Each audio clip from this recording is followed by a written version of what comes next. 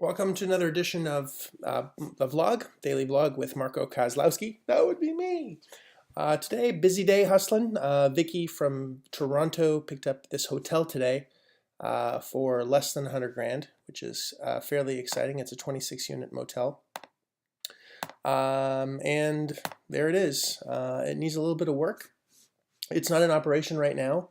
The average room night is about 75 bucks, and there's some potential there to either convert it into apartment buildings, which would probably be, a decent idea, or convert it back to a motel. But we have some options, so that's pretty exciting. Got an approval on that. And we just did a seller call, which I'm going to do sort of a quick recap on. But ultimately, the opportunity that we talked to today with an agent is a potential $1 million a year upside. That's $1 million a year in passive revenue for finding the right deal. So if you're interested in learning how to make $1 million a year, you got to get involved in the real estate business and learn what to do, how to do it, and learn the language. It's really a unique language with a lot of nuances. It's a tonal language. You have to learn what the tones are and the tone to communicate with the seller, a tone how to communicate with the real estate agent. And once you understand exactly what to do in the contracts and how to find financing and management and all that stuff, there's a lot to learn. You can make a ton of money. So listen in, listen tight, and congratulations to Vicky today for getting a contract on a hotel. Pretty excited for him. Congrats. Enjoy the seller call.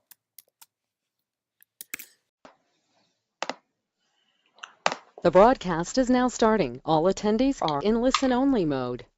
Hey everybody, welcome to another edition of the Seller Call. I'm pretty excited today to share with you the odds and ends and bits and pieces of calls that I've been doing with students, mentors, mentees of mine, people that are under my wing that are talking to people that are selling their property.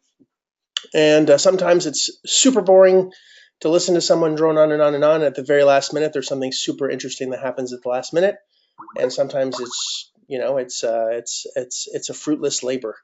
And today we're going to go over some deals that, or at least a deal that I think has some potential that I'm going to be checking out this week as soon as we have sort of an approval from the powers that be. So pretty excited about it. I think there's a lot of potential in it, and there's going to be some good money to be made.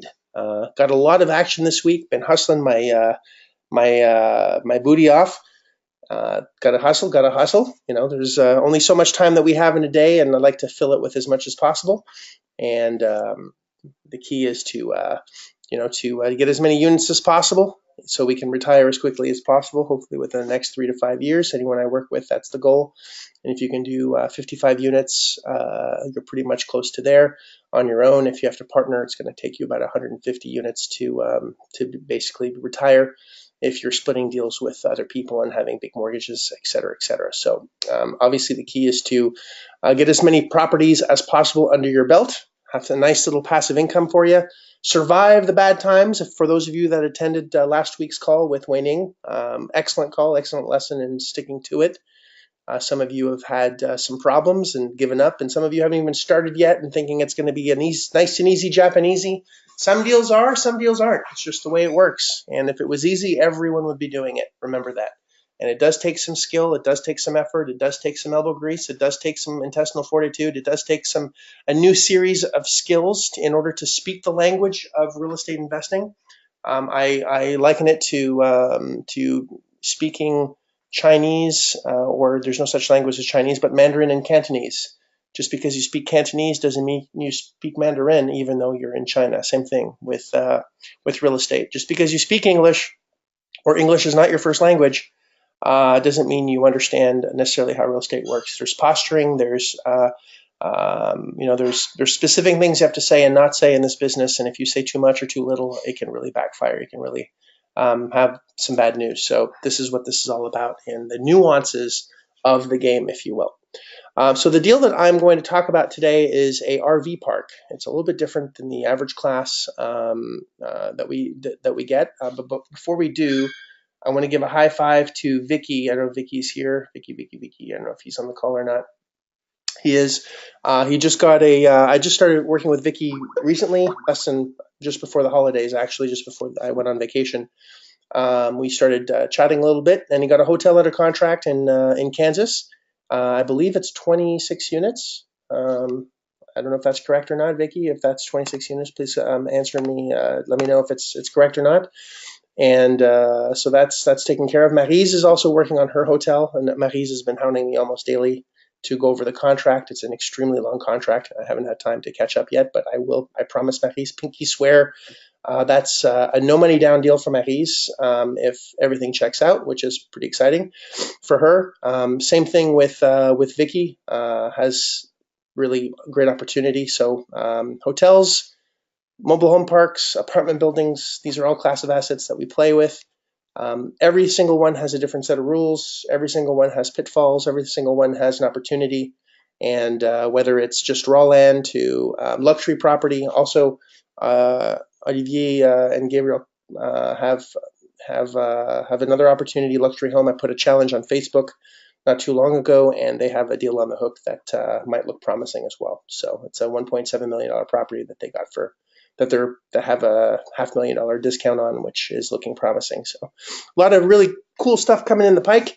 And ultimately, my objective here on this call every week is for you guys to learn more so you can do more. So I'm going to play this call. And of course, this is kind of interactive. So hello, Cliff. Always good to see you. Maryse, always good to see you as well. We have a very quiet crowd here today. We have a good handful of people, but no one's really saying hi to me. I feel a little sad. Wendy, hope you're well. Ishitra, hope you're well as well. Todd, all of you. Ola to Rob as well. Yang, always good to see you, and as well. And Kim is always all ears. Kim also has a 17 unit that we've pretty much closed on. 17 unit apartment building that she got for $3,000. I'm going to say that again. She got a 17 unit apartment building for $3,000. There are back taxes owed, but we're making a payment arrangement with that, and it's pretty cool. So there's a lot of Van, nice to see you as well. Hi, I should say, not Van, but hi. Sam, always nice to see you. Rot, good to see you as well. Rohit has a couple deals as well in the hopper. We talked today to somebody that has a deal, Rohit, this morning. We'll see how that pans out. And also, that's also a very good opportunity. Opportunities are everywhere, guys. You just have to know how to find them. And many people ask me, hey, how do I find a 15 cap or a 20 cap? How do I get a deal that makes a 20% return? The answer is you have to earn it. There's no 20% cap tree. There's no place where you can just walk in and go, hey, this is a 20 cap. People would buy it all day long. These are negotiated, and it takes skill to negotiate, and they take skill to get pulled down, and it takes time to and patience to make that happen. So let's make this happen.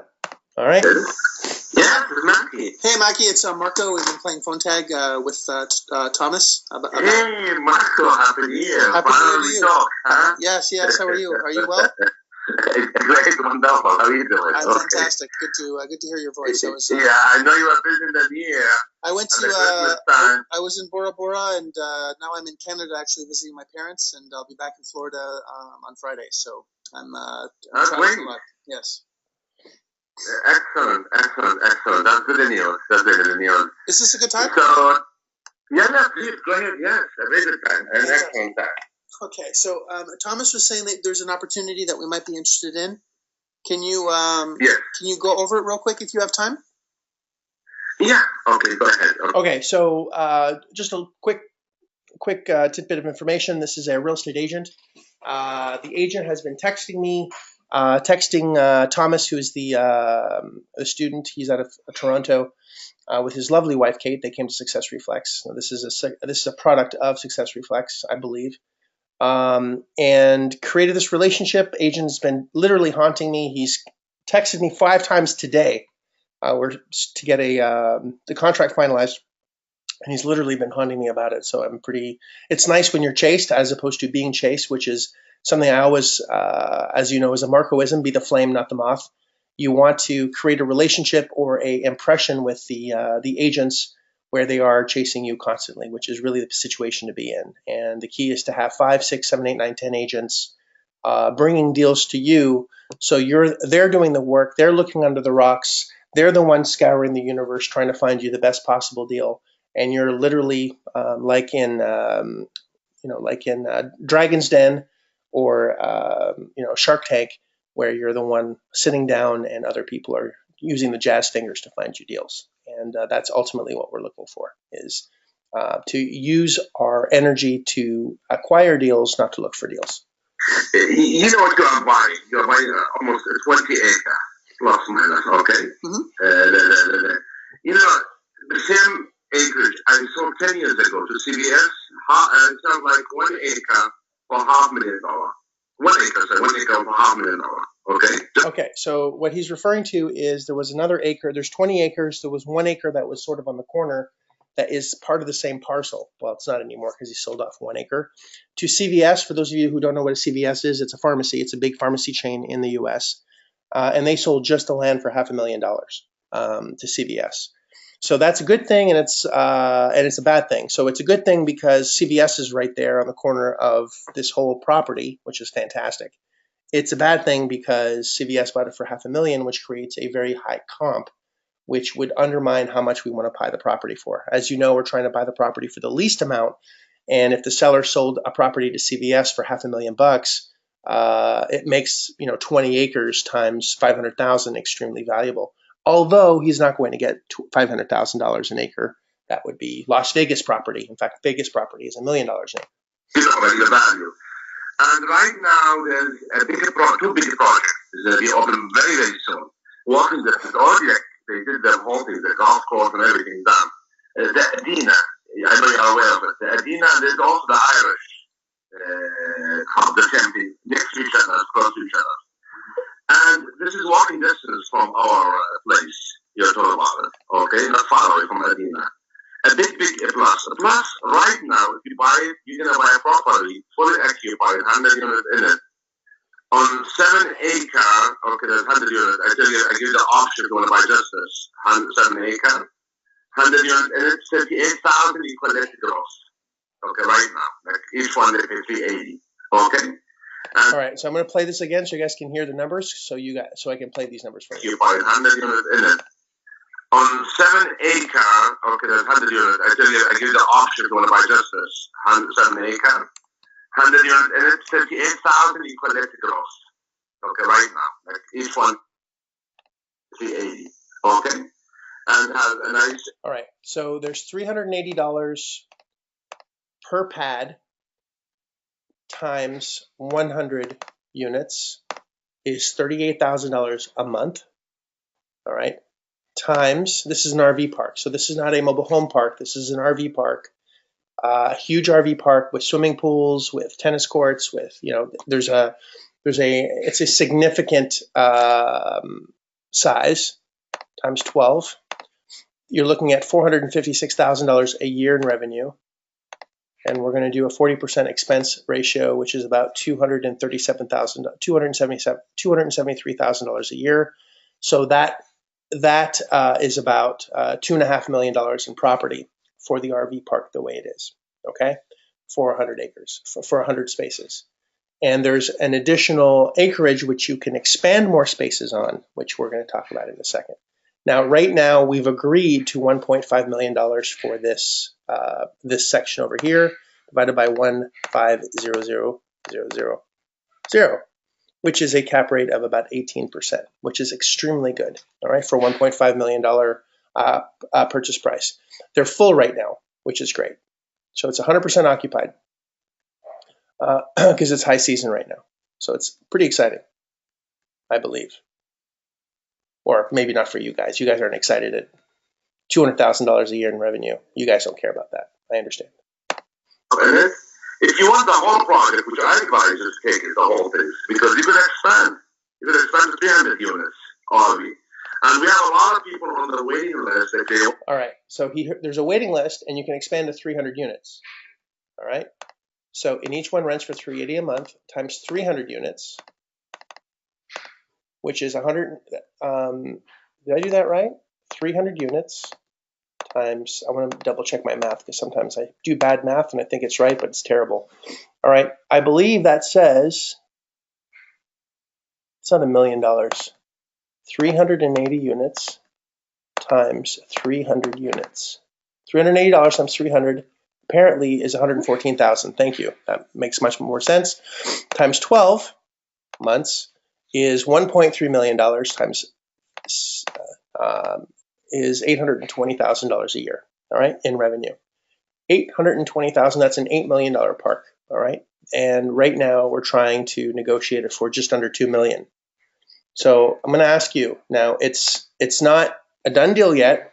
There's still things that have to be done to get it up to 300 spaces.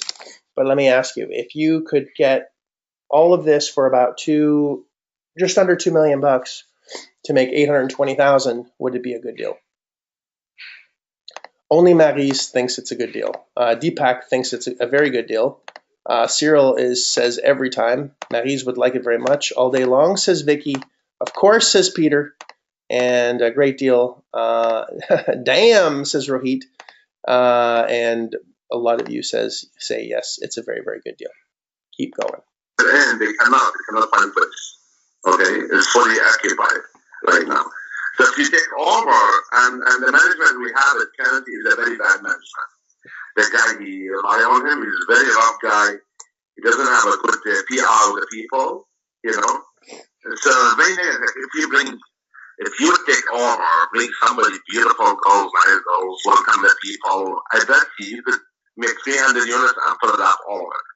And just do the math. You do the math, like 380.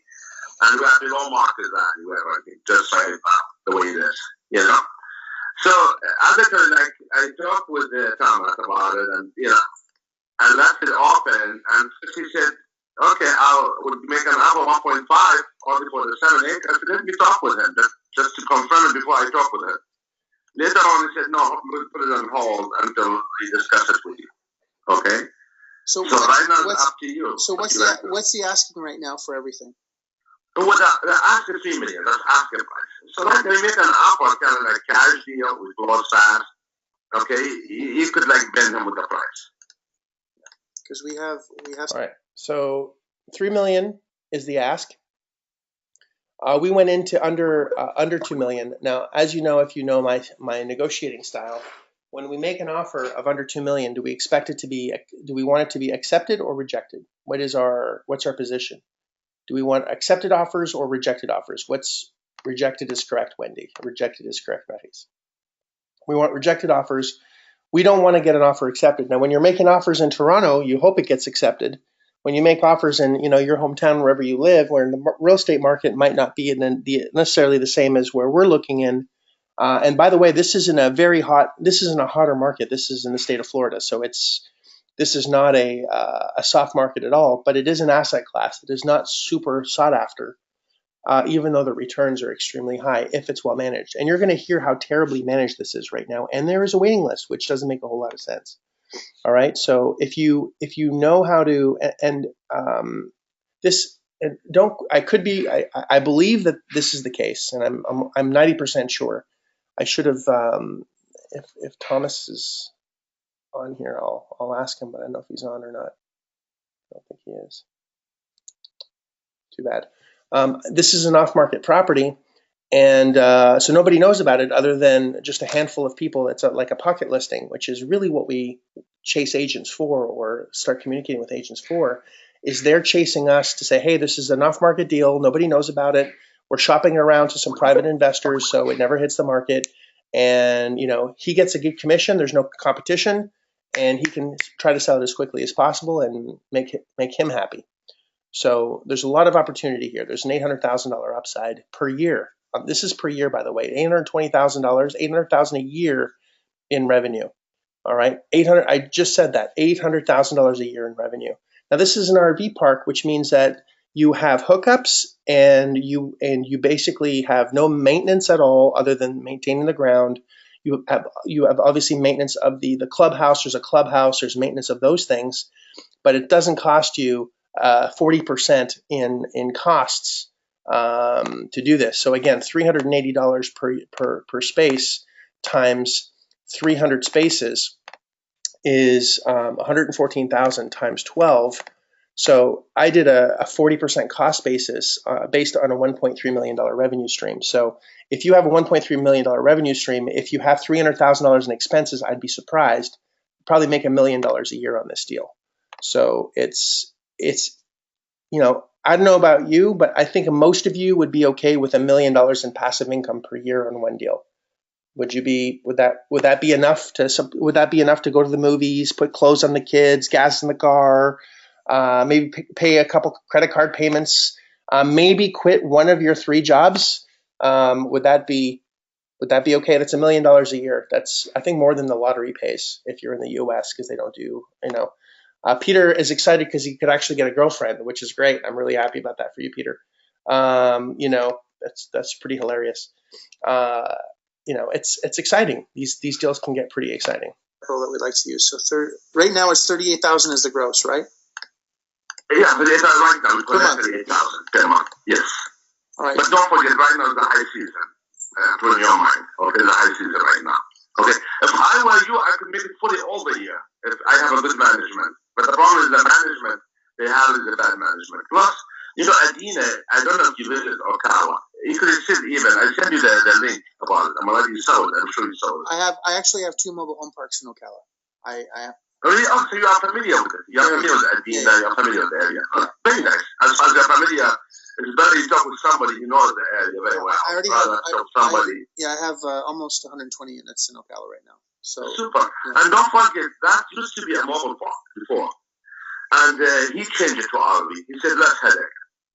Like everybody park and just hook it and that's it. But you could get back at that RV and mix it if you want to do it. Like keep the RV park and put some mobile park there, okay, and rent them yearly and make it mix if you like. If I were you, I take the 20 acres and build up. Right. And also I have 7 acre. What's it zone for sale? Also. Maki, what's it zone? Okay, the zone that's for mobile park. RV park, mobile park. Up to how many units though? Because can we do 300 in that area? Or? Yes. He has the approval for the city. We are open to 300. Like you could add another 200. No problem. Okay, I have I think the map for that. The city they allow it. They said no problem. You have the capacity. You have the. And this is for the contingency, the contract to verify with the city. Right. That they allow us to have 300.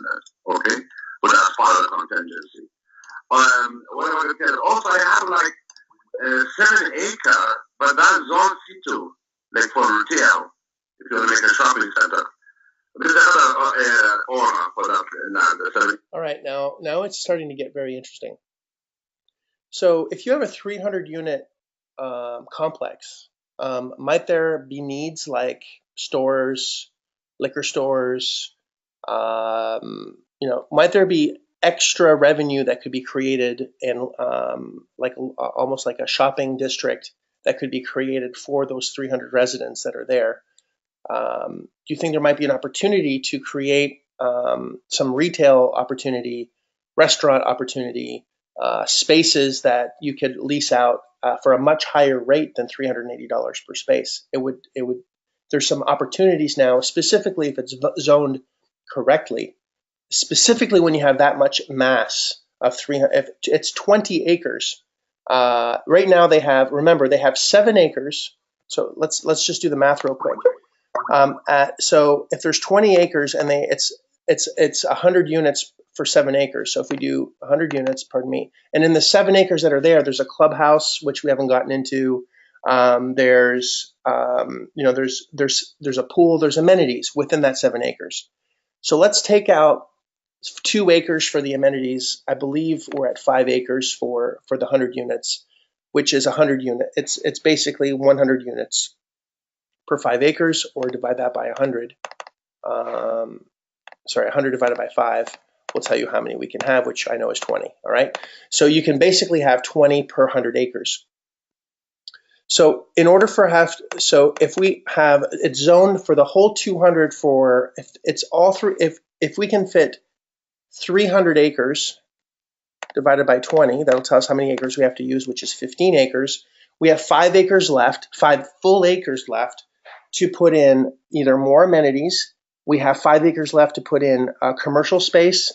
We have 5 acres left to put in a small shopping plaza. We have 5 acres left to put in some interesting other revenue streams that we can put on the property. So if the whole area is zoned for 300, we only need to use 15 acres in order to create that. So that's there's some really neat upsides if it's done properly. So listen to how it's managed now, and it's at 100% right now. So listen to in a few seconds, you're going to hear how this is actually managed, and it's actually quite disturbing. And I mean disturbing. Okay, he's asking 2 million for that 1 acre, but that's empty land. It could be an RV park too if you want, but it's zoned for C2, like to build a shopping center. So if you're going to have a 300 unit, you need a shopping center in the front to build it. Yeah. You know my point? So this is also, plus Adina is going to be done. Adina, the big project. Over time, retail follow the residential. Like, for example, when they have a new subdivision, when they finish it, sold out, and after all the retail, they go around it. They open, So if you would like also, there's another project for the future. If you want, like, you can do this one, the RV, and later on you could do the mobile park too. I mean, the shopping center. Gotcha. Okay, as a project, yeah. And another thing, there is a question to negotiate with 3 million. And especially if you can cash, it will move fast, okay? You could do it. And I show you, even like we had done a deal, we sold to CBS, okay, in the corner, 1 acre I sold for $500,000. But that's CBS. That's not like, they buy, they don't care. Yeah. They pay. They say whatever they need. That boat's already sailed. They're not going to buy another one, I don't think. Yeah, 2005 or 6. How far is the CVS from this property? It's in the corner of the property. It's one part. The CVS was part of that property. Oh, I see. So the CVS is touching this land. Yeah, it's in the corner, exactly. Like your next door CVS. Gotcha. Okay. Next door you have two properties. The CVS, and you have the owner of the 7 acre.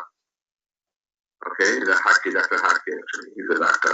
He owns the 7 acres in the front. And his idea is to build a shopping center in the future. I said, if I have a buyer right now, I can make a deal with him. If I don't have it, and why is he selling?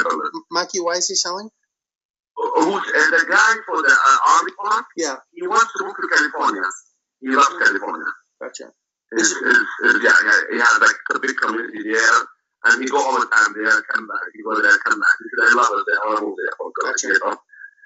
That's the motive. Otherwise, and, like, if you buy from me, you have to buy something in California. It makes sense that you want to change to buy Is there any, well, he'll not make that much money in California. The cap rates in California are like 4 or 5%. It's terrible. It's low, but what he was planning, I could get 6 units, 7 units for, this money. Yeah, I live in one and run the other. So that's what I need in my life. So yeah, what I don't understand is why someone would actually live in California and, sell this that's making $38,000 a month, have an opportunity to make $800,000 a year or $1 million a year on his own land, and then just live in California. And I've said this before, invest where it doesn't make sense so you can live. Invest where it does make sense so you can live where it doesn't make sense. I live where I don't invest a lot in Orlando. It's very difficult to find great deals in Orlando. I don't invest in Montreal. It's very hard to find good deals in Montreal. My parents live very close to Ottawa. I don't invest at all in Ottawa. It doesn't make a whole lot of sense because it doesn't make sense. So where I have property is not where I invest or spend a lot of my time. I invest like in Ohio. I invest in Florida, but not near Orlando, 2-3 hours away. Or we just closed on a couple properties in Georgia, just north of Jacksonville.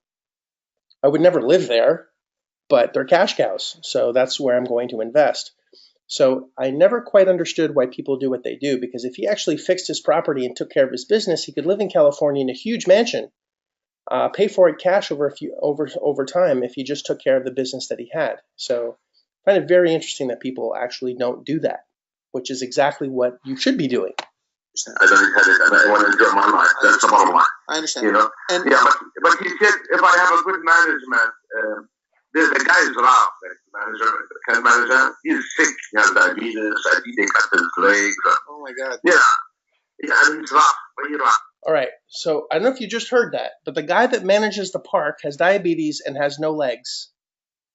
All right. Now I feel bad for the guy, but he's the one who manages and looks after the park. and apparently he looks very rough, very old, and sick. And he's the face of this park. So when people come in, they're greeted by a man that is grumpy and is in a wheelchair, has diabetes, and is sickly. And I'm not saying that that's I feel bad for the guy that's being sick, and I hope he gets better. But do you really want that as the face of your business when people are coming in to rent out things? Like, I'm all for giving people an opportunity, but I'm not. When you have a face of a business, this is not what you want representing the business. How you do business like this? And God is fully occupied with his roughness. He's the one who closed the club at 7 o'clock. People don't want to stay till 12 midnight, 2 in the morning, They want to play cards.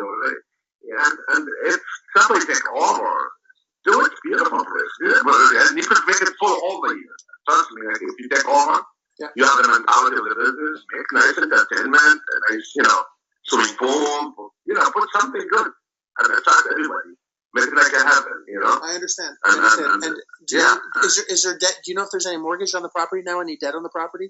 I think he has $500,000 on a mortgage. Yeah, he has $500,000 mortgage. Small mortgage, nothing. Okay. Yeah. If you need him to hold paper for you, he will. No, I don't need the money. I have. The problem is. All right. So here is the classic mistake that many of you make when you hear my calls, and I'm going to call it out now. Is you hear the word mortgage, you hear the word hold paper, and then you go directly into, well, I want him to hold paper, and I want to take over the mortgage. There's no way the guy needs cash, and the guy needs probably at least $1 million. And there's no way that you're going to find someone to give you $1 million and be subordinate or be behind an existing $500K mortgage. It's just going to be very difficult for you to do that, unless the guy just doesn't know what the hell they're doing. You want to be able to find you have to clear out that mortgage. You can't take it over. Even if you could take it over, it wouldn't be. You'd need more cash than makes sense for you to buy it. Because if you bought it, and a worst case scenario, you put 30% down on let's say we get to $2 million. That's $600,000 down. You'll have a $1.4 million in loans, and $1.4 million is way more than $500,000. So generally, when I take over a mortgage, like the one that we just closed in Valdesta, Georgia, I got 2 parks in Valdesta. We literally just took over the mortgage payment. We just took over the debt and gave the seller $200,000 to walk. So basically, here's $200,000, and we took over their debt of, I believe, at 5.5%. It's extremely low debt. So it was an easy deal to get into. Which is another deal that we're doing in Lake City. We have another property. I just talked about this on I believe it was yesterday or the day before yesterday. We got a great deal in Lake City, very close to where Rohit's Park is, where we're doing the same thing. Again, taking over the debt and giving the seller $150,000 to $200,000. But this debt is $2 million for the exact same number of units that Rohit already has. So we're paying double what Rohit paid for his park. But the park's completely full, so there's a difference there.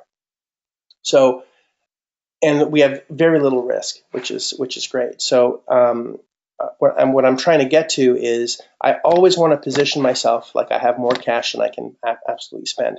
And the reason we do that is to drive down the price. And then when we get to a position where we can no longer agree on price because we want too low and they want too much, then we can get into creative financing terms. It's exactly right, Wendy. We're building the gap from Success Reflex. The problem is we have a lot of cash and we need to spend it. But if there's mortgages, then we can. I prefer to leave the mortgage there, take it over, and give him cash. But there's not enough mortgage for us to do that. It doesn't make sense. It's not worth it. It's not worth it. If it was $1 million mortgage, I'd take the mortgage, give him 1.5 cash, and I can give him more because then I'm in for 1.5 cash as opposed to 2.5 cash. Yeah. You know what I mean? You could do that if you want. Like, we could articulate the first mortgage and put a second $500,000. Okay, and you could do this what you want, and you give them 1.5. Right. Well, right. Okay, let me. I'm back on Friday, Mackie. I'd like to actually see the property. Okay. Can we? So yeah. So, but before that, let me. So it's 38,000 now is what the net is today, like right now. Yeah, right now we collect the gross 30. There's 100 each one makes 30. And they're full right now. And right now it's full. And right now it's full occupied right now. No vacancy. 100. Okay. That's $380,000. That's $38,000 a month right now, times 12. All right. So that's 100% not right. 38,000 times 12. So the gross right now is 456,000, and there's literally lawn care, taxes, insurance, one guy's salary, and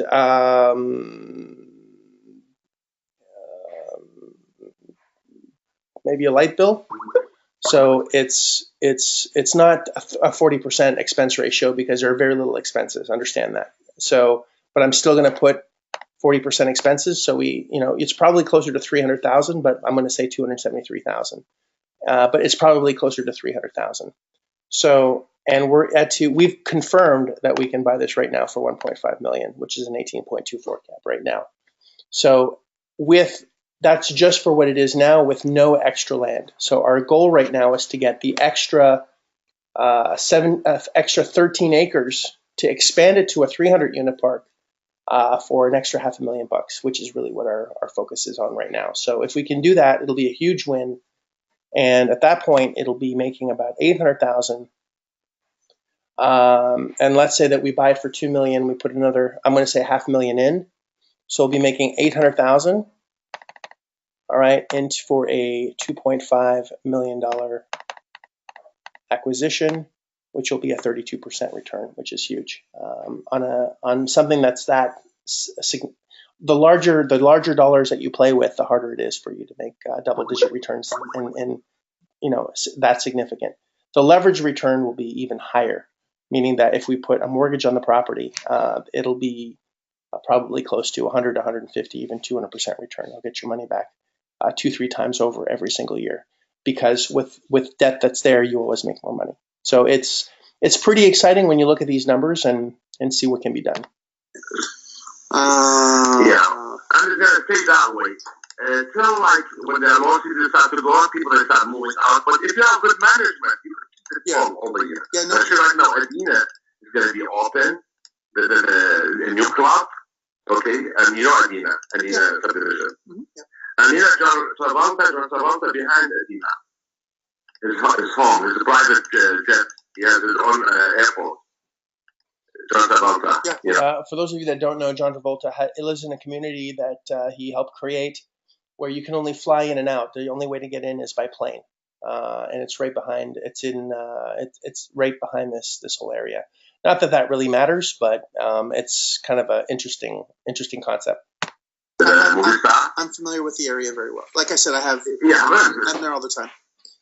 It's big. So I don't think that it would extend to people who are not familiar. If you know the area very well, I don't say nothing. Okay, just go directly to the deal. That way you save me like my time and my ability to.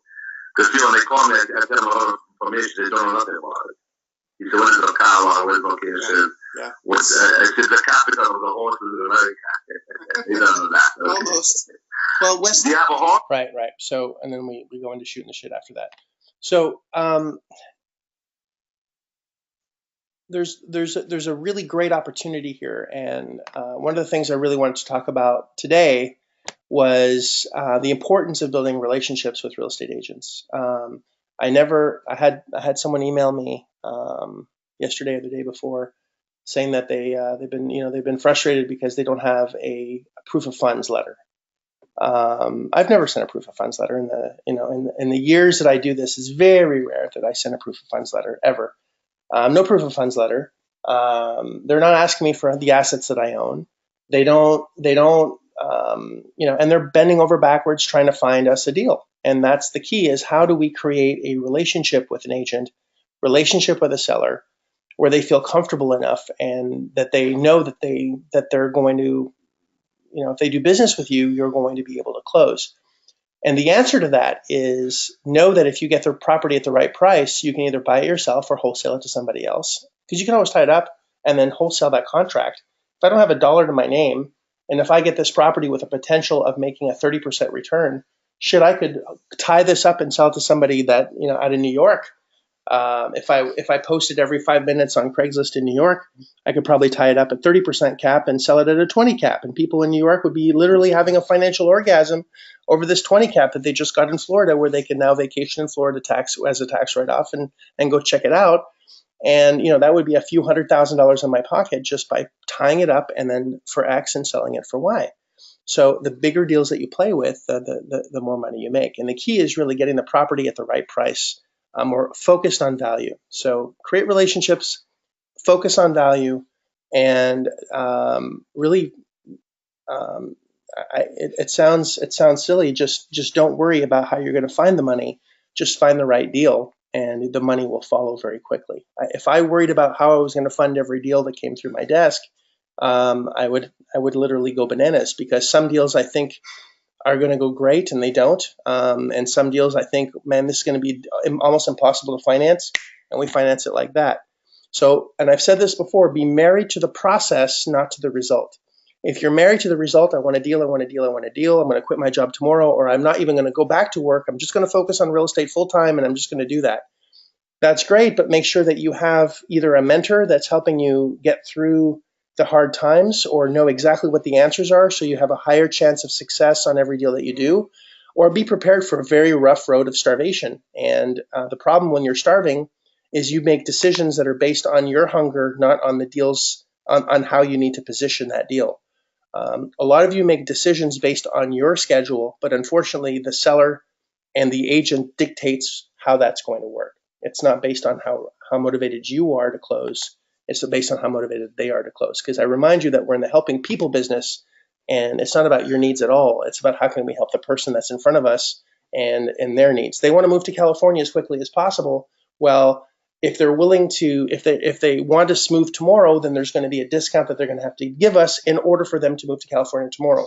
So the conversation that I'm having after this call with the seller is all, how can we get him over to California? It's not about money. It's not about terms. It's not about taking over his mortgage. It's how the hell do we get him over to California so he can be in the community that he likes and get into the deal that he likes? And that's ultimately the conversation that we're having, is how can we get you to California? How can we get you to California? So my focus is California. It's not even this deal. Him getting to California and me helping him allows me to make $1 million a year on this deal, if that makes any sense. So you have to focus on the right things. So, and have fun doing it. Some of you are way too uptight, way too serious, not having enough fun, and don't put the FU in fun. Just have some fun, and be okay with just, seeing where the chips lay. And it's not about having one deal in the hopper. It's about having 10, 15, 20 deals in the hopper. You want as many deals as humanly possible so you can take care of the business that you need to take care of. So anyway, that's the deal that I want to share with you today. It's a shorter call. Sometimes short, sometimes sweet. I do have a couple really awesome deals that I do want to share with you, though, from that are in Cleveland that have some pretty high returns. So if anyone is looking for a package deal, a killer deal, package deal in Cleveland, I think there's some. I don't have. I have all the details, but I prefer you just to email me directly. Kembotrust@gmail.com. KEMBOtrust@gmail.com. The returns are in the teens. Very, very good returns, and there could be some financing that's possible as well on these units as well for even better returns. So if you have a little bit of capital and you're just dipping your toe into it, and you want to have a package of properties that are already ready to go, everything's pretty ready to, you just step into everything. And as I said, there's some possible financing that's there as well for you, and it's pretty turnkey. The tenants are there, they're Section 8, they're ready to go, and all you have to do is just step into the deal. And I'd love to share with you how to, to get you into those deals if this is something that you want to do. Don't even look for them; they're already there. All right, if that's of interest to you. So take the lessons learned today. I hope to see you at an event very soon. Success Reflex is obviously something I'd love to see all of you in. I can't obviously take all of you. I only have 6 per event. If anyone's interested in learning how to find some killer deals, negotiate better, and really learn how to fish in a marvelous way where you're never going to go hungry again. Yes, it takes about a year to really get into the groove of things. It's like learning a language, learning a new culture. But once you learn how to do it, you really could make millions of dollars if you structure these things right. You don't need to use your money. You can always use somebody else's money, but you need to learn how to have those conversations. You need to learn how to find the deals. You need to learn how to have conversations with the agents, how to maneuver around hard times. And that's not something that you learn. That takes skill, and it takes help, and it takes an investment in time and in money to learn how to do it properly. So if anyone wants to attend my next Success Reflex, January is full. I actually have a waiting list for that. Someone's hoping that someone cancels, which I know never happens. I've never had a cancellation for it. The next one is February 17, 18th, and 19th, and then March 17, 18, and 19. Only 6 people per spot, per event. It's at my house. I ride you like a rented mule, and you get to do a deal that weekend. That's basically the guarantee, is you're going to get a deal done that weekend. You walk in with no deals, walk out with deals, and we cover a lot of the stuff that we discuss on the seller call, but in an extremely intense way over 3 days. So if you have an opportunity, please do come. Email me, kembotrust@gmail.com. That's KEMBO Trust, KEMBOTRUST@gmail.com. And I'll squeeze you into one of my next ones if this is something that you guys want to attend. So guys, thanks for being on the call today. Hope you learned something. Love you long time, same place next week. And for those of you that have attended a 3-day or Success Reflex or any of my trainings, don't forget the jam session tomorrow. Same place, same time. Thanks, guys. Have a wonderful day. Bye-bye.